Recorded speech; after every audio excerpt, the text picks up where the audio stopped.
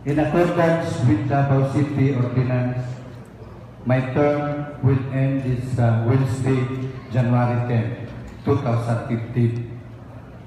Tomorrow, a selection process will be conducted in Almendra's jail to determine who will replace me in the Sangguniang Panglungsod. Tomorrow, a selection process will be conducted at Davao City Recreation Center, Almendra's jail, to determine who will replace me in the Sangguniang Panglungsod. I hope you will receive him the way you accommodated me and support his programs and aspirations the way you supported me.